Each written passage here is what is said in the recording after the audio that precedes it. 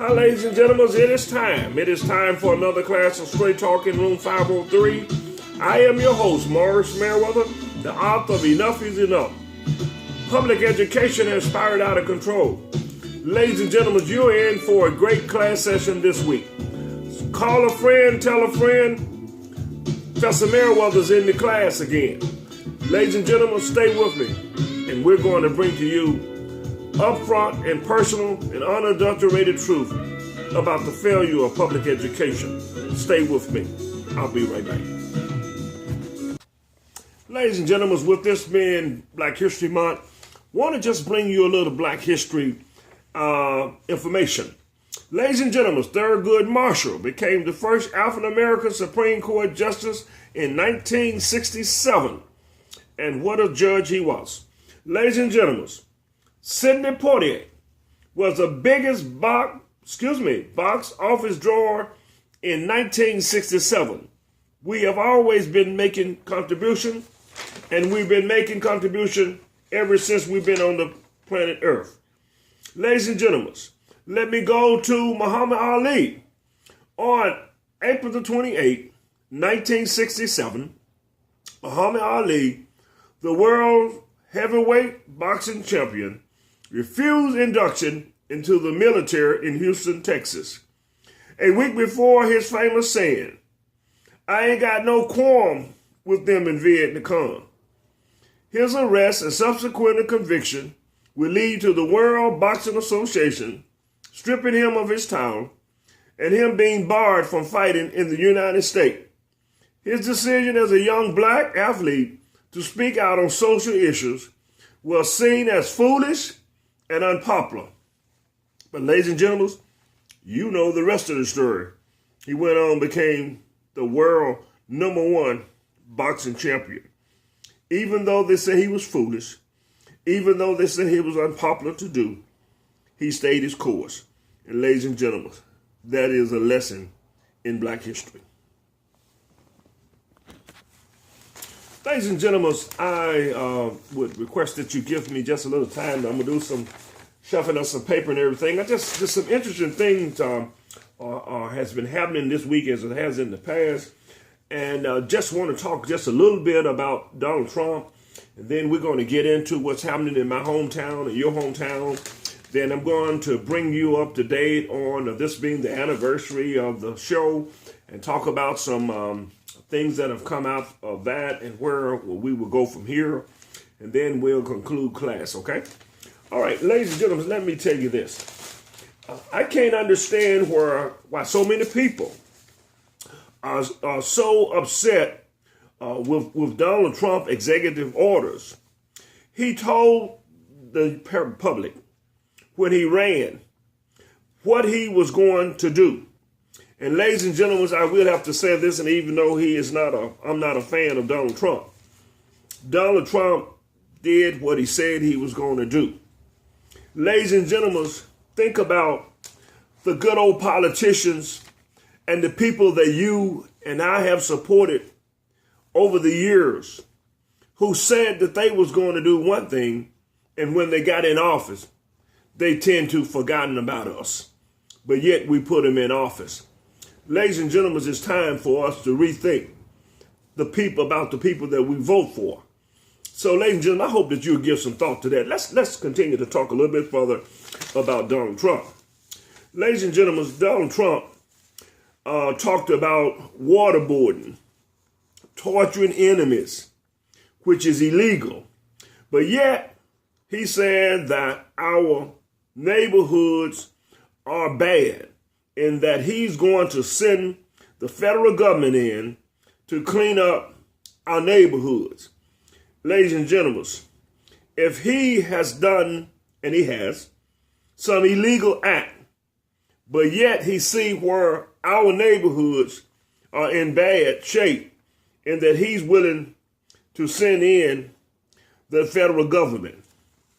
Ladies and gentlemen, our school systems are bad. You remember Donald Trump said so well, your schools are bad, so what the hell you got to lose? I tell you what you haven't heard to those people who are supporting Donald Trump. Have you heard him say that I'm going to put some money into public education? I haven't heard that. Let's send the federal government in and get rid of these crooked politicians, these board members who are holding our children back, these administrators and are holding our children back, these teachers who are refusing to teach, those people who are fleeing the system and draining money out of public education. John Trump, why don't you send in the federal government to help us with that? Ladies and gentlemen, of all the lawsuits that are going to come out of his executive order, do you know where that money is going to come from? It's going to come out of your pocket. Ladies and gentlemen, that money is going to be withdrawn, and those funds won't be going into public education. They're going to be to go in to fight for the things that Donald Trump has turned around. Why can't we get that money put into public education and not fighting lawsuits? Stay with me. Don't understand why so many people are so upset with Donald Trump. Ladies and gentlemen, as Betty DeVos tried to get the confirmation to become the Secretary of Education right here in my home state, Tennessee, our two state representatives, Senator McCorkle, Senator Alexander, who is the chairman of the Senate Health, Education, Labor, and Pension Committee, they too both support this lady, Betty DeVos. Ladies and gentlemen, she is a Michigan billionaire and a philanthropist facing criticism from the Senate and the House. Ladies and gentlemen, but look at this. This lady has no experience in public education, never attended public education, and Donald J. Trump is pushing for this lady. And my state representatives are pushing for her. And ladies and gentlemen, don't look at me strange. You also are supporting her as well, because the vast majority of Republicans voted for this Donald J. Trump, who is trying to push his friend, who contributed over $250,000 to the campaign. This is his way of paying them back. And so, ladies and gentlemen, the lady was unable to answer a lot of the questions. She is not qualified to be over public education. But yet, the good old boys are trying to put one of their friends in.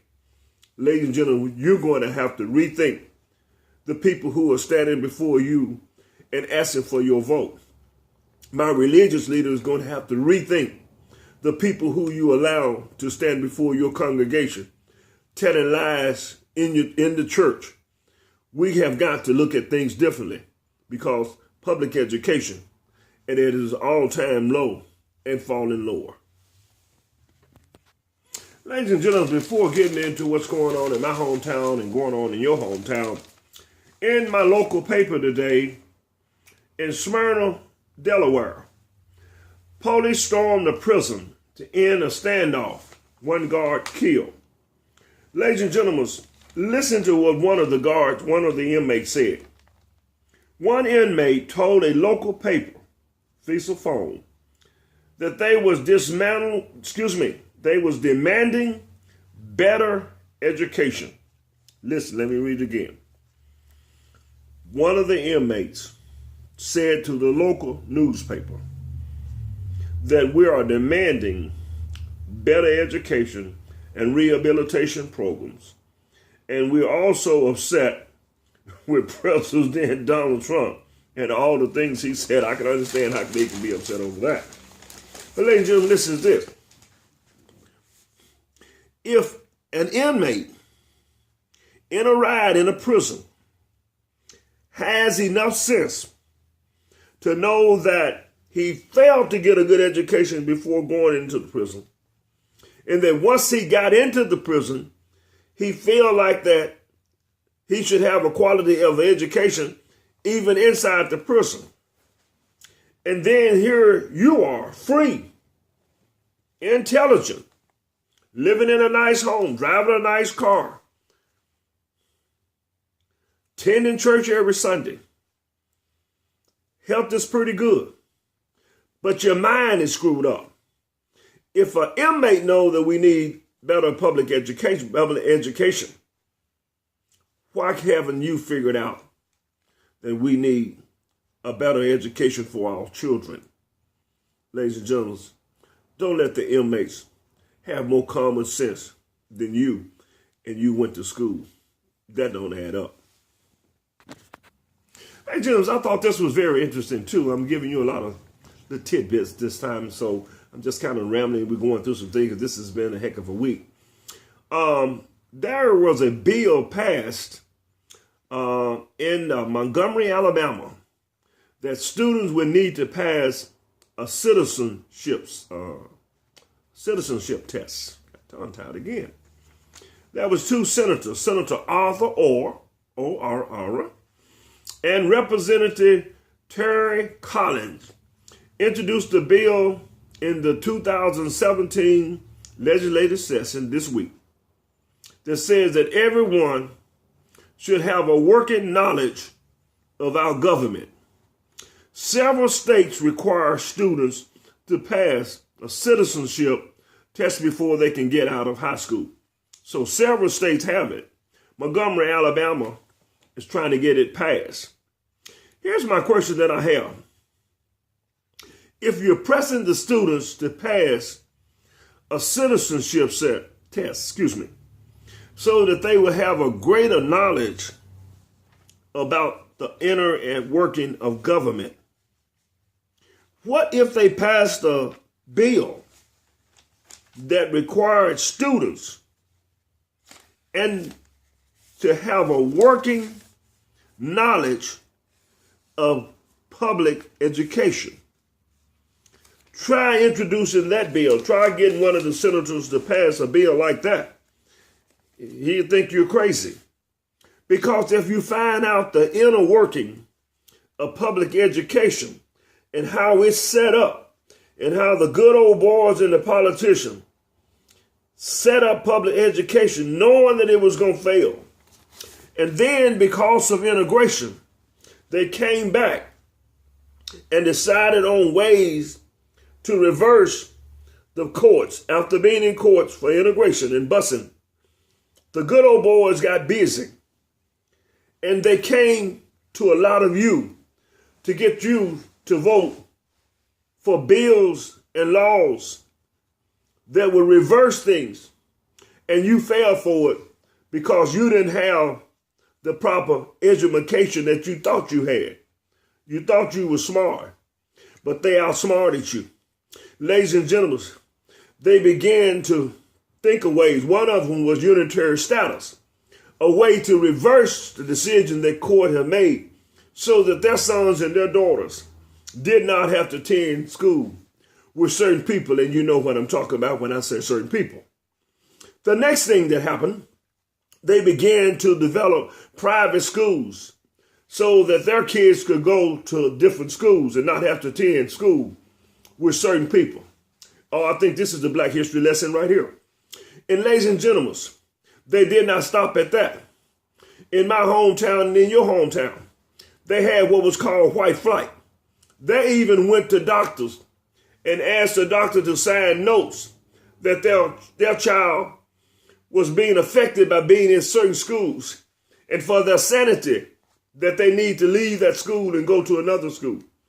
And the doctor signed that, and the system allowed it to happen.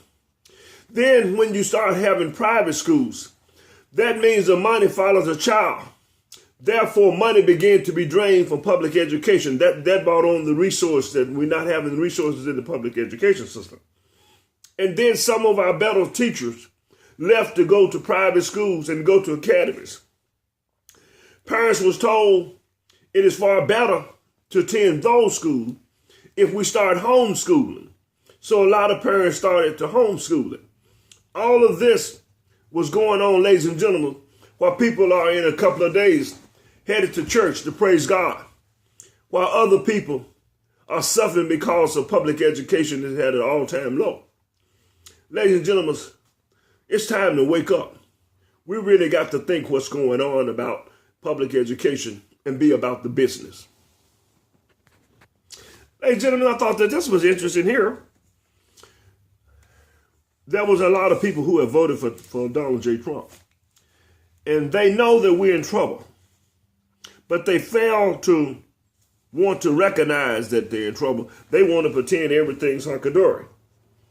I just wonder what someone would say when Megan come home and say, hey, Dad, John disrespected me and said things to me terrible that he should not have said to me. And when I said something to him, he says, well, Donald J. Trump said you should grab a woman by her. You put the other word in. And then Dad has got, but Dad, didn't you vote for him? Didn't you and Mom both vote for him? And in that big home. Good job. Money in the bank. Stocks and bonds. He got to turn to his daughter and say, well, I guess it's okay for John to talk that way and do those things to you because I did support a man like that. But Professor Merriweather, he didn't fall for it, but yet I don't want to support what he's standing for, which is the improvement of public education. Because your mom and I, we're smarter than he is. Ladies and gentlemen, that doesn't make sense. Ladies and gentlemen, also this week in the state of Tennessee. And if you'll take a little time and do some reading in your local paper, you'll find out the same crap is going on with yours, in your state. But Governor Bill Hassel, the governor of the state of Tennessee, he has placed some money in the budget for community college tuition free. Therefore, that any student who wants to go to a community college that the state of Tennessee will pay for it. But ladies and gentlemen, when I heard that, question came to mind, money being placed so that students can go to community college in their state, and it will be tuition paid.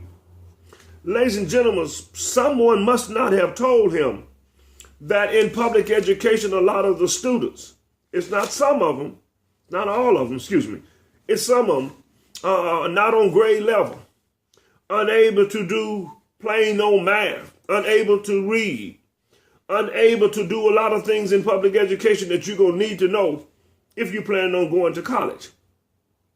It just seems to me that the governor should be placing more money into public education so that we can have students better prepared to go to community college. I think he's got the horse before the cart before the horse. I'll get it right. So, ladies and gentlemen, just rethink that. Mull over there a little bit. Now, ladies and gentlemen, check this out. This is my home state. I'm dealing with my home state and my city this time, and we'll get to you soon. 1 out of 3 graduates don't meet the requirement in Tennessee. And he's putting this money into tuition colleges and they're spending money. Somebody's not minding the shop. At the same time, in the same paper this week, 1 out of 3 graduates doesn't meet the requirement in Tennessee. Listen to this. Despite having what Tennessee Department of Education called some of the most stringent graduation requirements in the nation, this department announced this week that 1 in 3 students graduate without meeting them. Listen. In fact, 28% of public high schools, more than half of the graduates in the 2015, did not meet all of their course requirements, which was included specifically math, science, and social study. Ladies and gentlemen, what in the world is going on? The good old boys and the smart politician has lost their damn mind, and you're sitting there smiling and grinning as if everything is okay. Have you lost your mind too? Ladies and gentlemen, let me talk very briefly about my school system. Ladies and gentlemen, we're in the process of hiring our next superintendent. And superintendents are being hired all across the country, so you need to be looking in your hometown and see what's going on. But it has been narrowed down to 5. Ladies and gentlemen, I attended the school board, and my school board did not want the application to come into the board and they go through and read it and hire who they thought was the best. One of the board members said that I don't have the time. Listen to this. I don't have the time. Therefore, it is my recommendation that we allow the Tennessee board to go through the application and all of the resumes and application coming to them. Then they narrowed it down and sent us the top 5. So I slept on it and thought about it because something just didn't smell right about that. Ladies and gentlemen, I came up with the answer. The good old boys may outthink you, but they're going to have to get up early in the morning to outthink me. But listen, here's what they was doing. If there are several people who applied, both white and black, and they want to have control over who is coming down the pipe. Therefore, say for instance, I applied for superintendent, and they did not want me to be in there, nor Mr. Baxter, my friend, who is with me in the struggle. Then what they simply would do is pick up the phone and call the people in Nashville. Meriwether and Baxter application is coming up there. We certainly don't want to see it coming down. Thank you very much. Appreciate it. So therefore, when I complained that Reverend Baxter and I was never seriously considered, and we didn't get an interview, they would throw up their hands and say it's not our fault. We didn't have anything to do with it. It was those people in Nashville. So that's a loophole for them that they can out certain people and then justify it by saying, you just didn't make the cut, Mr. Meriwether. Maybe you just don't have what it takes. So, ladies and gentlemen, that's a sad day. But it's going to be surprising in my hometown as we have hearing and the public will be included on these superintendents. If it was like it was 4 years ago, it was not well attended at all. Very few, if one or two members from the religious community, very few sororities, fraternities, and federation. It was just not attended. So therefore, the good old boys, they will pick another superintendent who will set public education in my hometown and your hometown back even further. Because as Donald Trump would so vividly say, you don't know what the hell is going on. But ladies and gentlemen, here's another thing. I went to my doctor's appointment last week. And when I got back, I had a survey. And the survey was asking me questions about if I was satisfied. Did I think that the nurse did a good job? Did the doctor have time to talk to me? Did he diagnose the case? Did I get prescription? That's called customer service. Here's what I don't understand. Why our public education system doesn't have evaluation.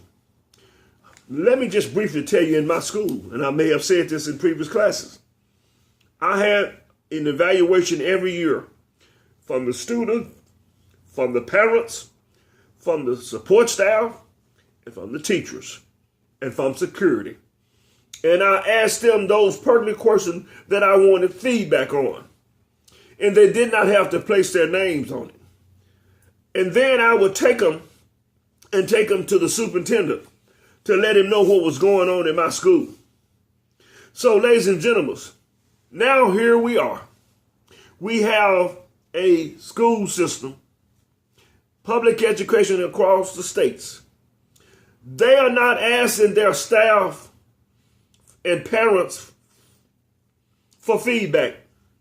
Frankly, they could give them, you fill in the blank. I wanted to grow. I wanted to make sure I wanted results, and I wanted to make sure that the student was learning, that I was fair to all of the staff, that I was taking in consideration the parents.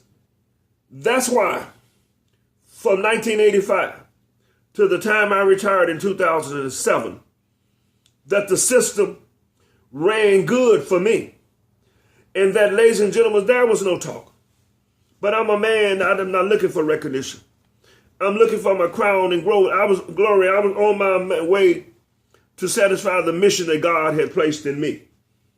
But you don't have schools that want to know what's going on. They remind me of Donald J. Trump. It's my way or the highway. And you're paying for that infrastructure to be built because Donald J. Trump is doing it his way. And in your hometown, the good old boys are doing it their way. And you're picking up the tab, just like we're picking up the tab for Donald J. Trump and all of this crap that he's doing. Ladies and gentlemen, as this, let's just have a frank conversation as we get ready to close this class out. Ladies and gentlemen, this is the anniversary of my class of Straight Talk.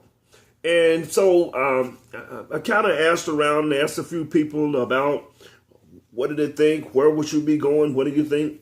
And ladies and gentlemen, I was told that perhaps you're too negative, Mr. Merriweather. And I said, well, what have I said that was a lie or unfounded? Well, you know, everything you said is right and everything, but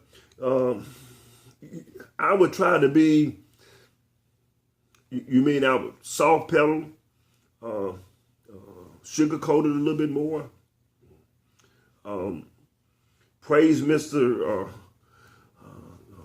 Good old boy, Mr. Bill, talk real nice. Well, no, I just think that more people will give you more feedback if you was a little bit more softer. Ladies and gentlemen, every week, you may not believe this, but over 5,000 people on Facebook alone, and that doesn't include those people who are not on Facebook, are watching this show. And ladies and gentlemen, very few of them are giving me feedback. But I want to tell you that I don't steer away from any feedback. You have a way to get in touch with me. You can go to my Facebook page and leave comments. You can also go to I said website, I'm sorry. You can also go to morrisnow@gmail.com and leave me an email. You can text me. The information's on my Facebook page. So I'm not running and hiding from things. There are people they look at the show and then they cut it off and they go on for another week. But ladies and gentlemen, we need to come together to fight this together. And I really appreciate my good friend, Reverend James Baxter, who has been there with me every step of the way. And ladies and gentlemen, I don't want you to ever think that I need recognition, that I need you. I only need God Almighty because I'm doing his will. But it's always good to get some feedback and to be recognized for some things that you're doing in the community.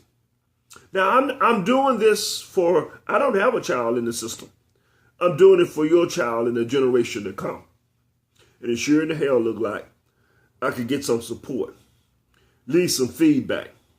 You get on the phone and you gossip about people that you have no understanding or knowledge of what they're doing. But yet you don't have time to encourage people. See, it's kind of like in your personal life. You either holding me back or you celebrating me. And if you can't celebrate the people that you know, why in the hell do you think that God is going to be opening the windows of heaven and pouring you out blessings that you can't retain, and yet you're not willing to do anything for someone else? Ladies and gentlemen, you just give some thought to that. But let me say this. Listen to this. This is kind of winds it up for me. He who passionately accepts evil, as much involved in it as those, let me read it again. I'm reading my own writing. It's gotten cold on me. He who passionately accepts evil is as much involved in it as he who helped to perpetuate it. He who passionately accepts evil, even which the people are doing to hold back certain students, is as much involved. Oh, you involved. You don't want me to say it. You involved in it as much as the person who's perpetuating it. He who accepts evil without protesting against it is really cooperating with it. Now, this is not Merrill, this is Dr. Martin Luther King quotation.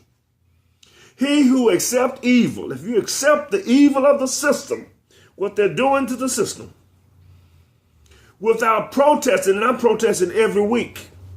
So don't get jealous of me. Don't be haters of me. I'm faring well. I'm better off than I ever been in my life. More content, more happy, and more blessed than I ever been. Can you say the same thing? I hope that you can. He who accepts evil without protesting against it is really cooperating with it. You're a part of the problem, my friend. You're a part of the problem. Listen, God wants to see how you would fare. Excuse me. I'm going to have to try to do something with my writing. I hope you can help me with that. I hope you can. God wants to see how faithful you will be. Why should God trust you if God cannot trust you while you're in the wilderness of your life? What make you think that God is going to allow you to go into the promised land and you can't have faith in the wilderness? Public education is in the wilderness now. God is trying to see where is your faith to work with others to improve public education. And you are asking a question about how can I get to the promised land? You first must come through the wilderness. And God see that you have faith and your faith had works and you did something. Then he can see you going into the promised land. Perhaps that's why you're not making it to the promised land. Ladies and gentlemen, it's time the clock on the wall says it's time for me to close this class out.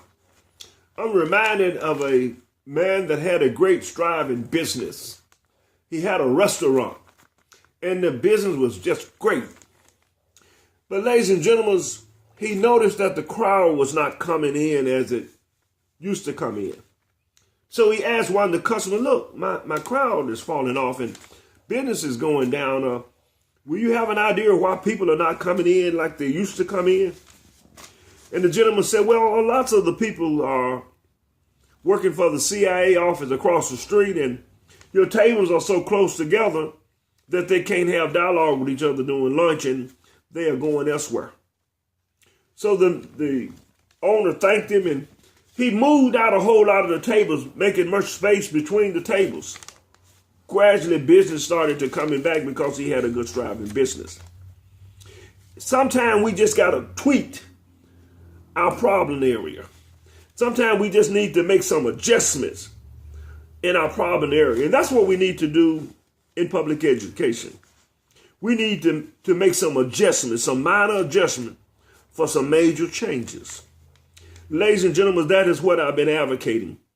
I hope that you will join me to make some minor adjustment for some major changes in public education. Let me leave you with this.